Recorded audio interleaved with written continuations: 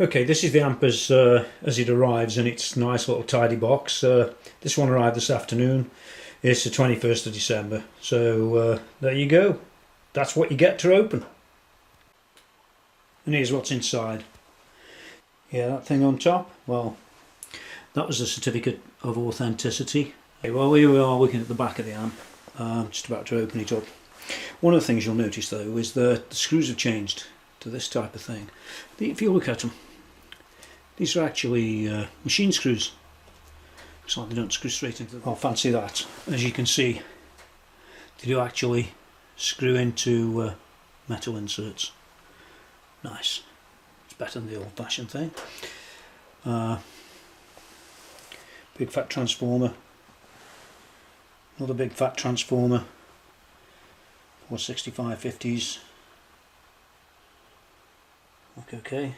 And there's 1, 2, 3, 4, 5 preamp tubes in the back there, and a real choke, fancy that, which he did away with on the JVM. Here's the first shots of the amp out of its case, so to speak, and you can see it's a regular run-of-the-mill Marshall style amp. Looks pretty well made actually compared to some of the ones I've seen. And also bear in mind, you can see that this thing's got a real choke, and as I said, on the JVM for example, they did away with that and used a simple cheap resistor. So maybe we'll get a bit of the sound back in this one. Also the preamp tubes, there's 5, 2 of which are shielded. Nice big fat transformers. And 4 6550s, and these are dated week 43 of 2010, which makes them, well, you figure it out, not very old. Funny thing is that some of those small tubes are week 43 2008. They've been sitting around somewhere, but there you go, that's the way life is. And here's just a quick view of the front side of the chassis. Again, you can see everything that I talked about. You've got the obvious things down there. Oh, nice. You've got this thing, which once again I talk about. It's the choke. Made a lot of difference when I modified a JVM. And you've got all the tubes and the transformers. Chassis, by the way, looks like I don't know, 16 SWG steel. And at last, here's the juicy part, the bit we've all been waiting for, or at least hopefully. As you can see, first off, the transformer down this end, which is the power transformer, that's diagonal, which is in the good old tradition of Marshall, which is nice to see. And then you move on to all the rest of it. Well, it's more PCB these days than it used to be. A lot more on there, as you can see. Lots of fuses down there, by the way. Just take a real nice look at that one. Just move along. This thing along the back here looks to be the loop, and across the front everything seems to be sort of surface mounted. If you look at those, you can see the pots on that PCB there. Lots of little flyers running off. So what? Got the usual things such as the resistors that sit on the tubes. You can see them. And loads of different little bits and pieces really, I guess. Down the front, that's the input. That's changed a little really from what it used to be. I can still see the 2 old resistors there and all the rest of it. Moving along a bit, we've got the output side. That's what you got on the output side. Nice big fat block of bits. I suppose you'll just screw it off and put a new one on. And then got the other transformer, which is nice. I'm pleased to see it's diagonal again, which are renowned in the industry, really. Probably custom made for this amp, suspect it is. You notice the shielding around that as well. Very well made, really. Loads and loads of stuff in it.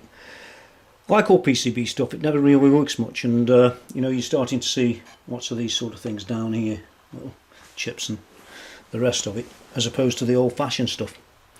But don't let that put you off. I'm sure it will sound really great. Not much else to look at, really. Actually, this little ditty here, as well as having the lip on it, also has the bias bit and the foot controller, I note. So you've got the loop, the send and return level, and you've got the bias, and you've got the foot pedal. Well, here I am back to everything screwed together. Well, up till now everything looks quite hunky-dory. Everything seems to sort of fit in place okay. There's a couple of things that I didn't really like too much. One was those awful screws that you'd never use in a Marshall. They always seem to be different than that. Like the ones underneath, in fact. That's how it should be.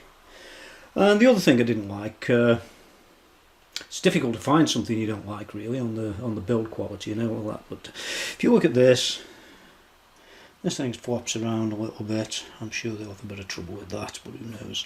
It's not central, you know, the usual sort of manufactured, thrown together type of build. But overall, looks quite nice. We shall see. We're about to plug it in. Whoa! Okay, so here's what I've got mine stuck on top of. It's 1960 B cap, absolutely standard. I got a 1960A over there, which is an awesome cap, so I just thought I'd get a B and give it a bit more of that bottom end. Well, here's some of the settings that I have, and I control most of it, or at least the rest of it, from the guitar. You can see I've got these two flat out. Fancy that, that's just me. Power's about here.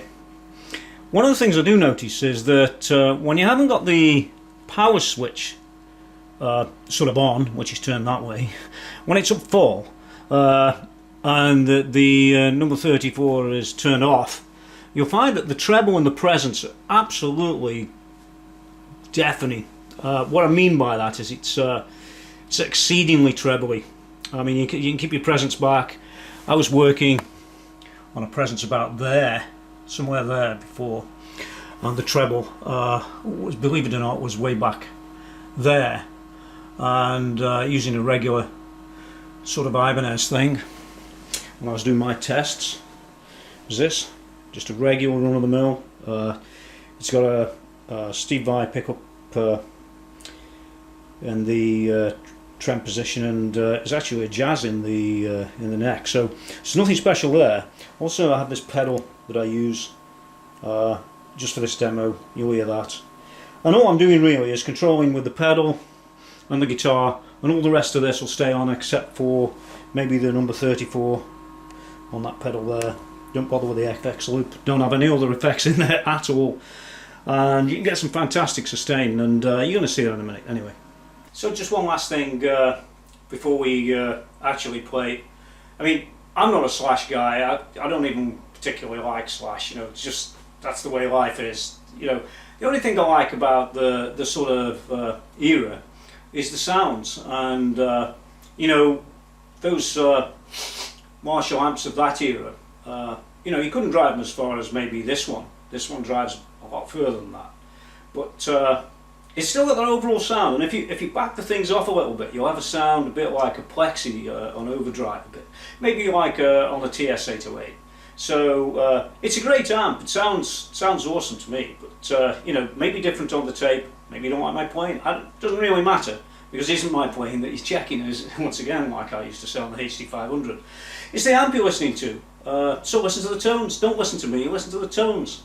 That's what the review's about. It's not about Tony Mckenzie, it's about the amp. And it's probably, you know, one of the better amps that Marshall have made in recent times. Certainly better than a JVM, I'll tell you that. Don't waste your time on them things. But that's another story. Just check it out on TonyMckenzie.com. I'm sure you'll find a lot about that on there.